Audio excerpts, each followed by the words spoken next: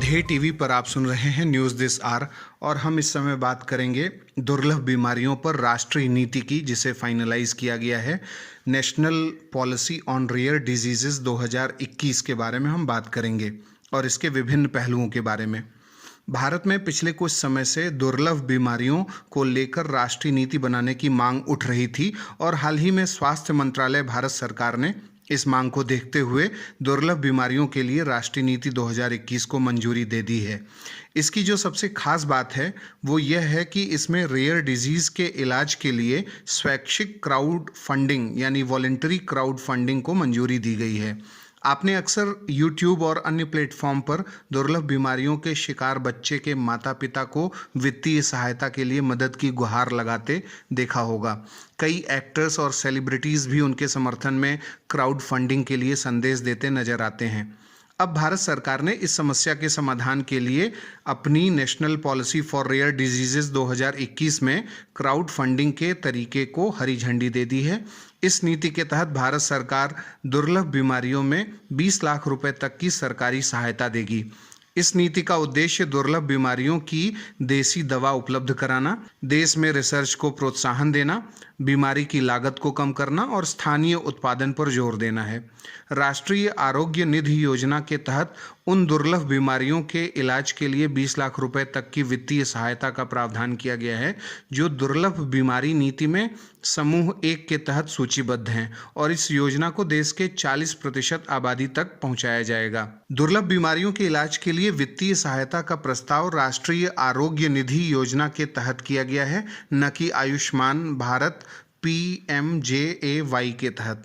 लेकिन BPL श्रेणी के अलावा आयुष्मान भारत प्रधानमंत्री जन आरोग्य योजना के तहत योग्य लाभार्थियों को भी यह वित्तीय सहायता मिलेगी। अब हम जानते हैं national policy for rare disease 2021 के मुख्य बिंदु।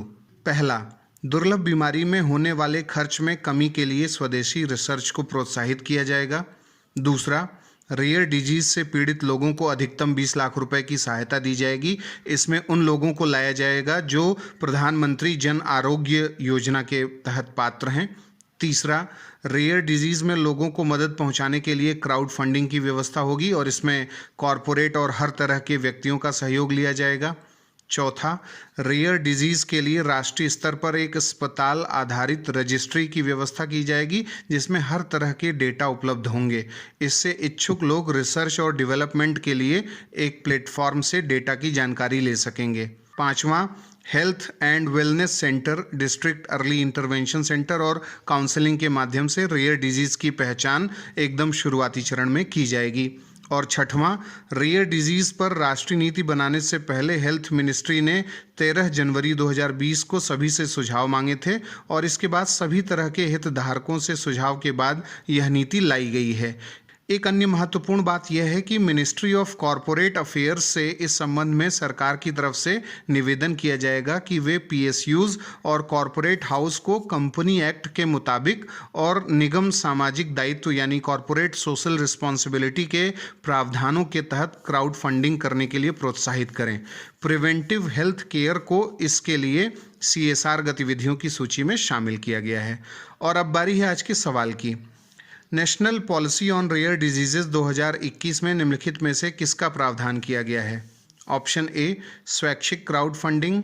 Option B, corporate social responsibility.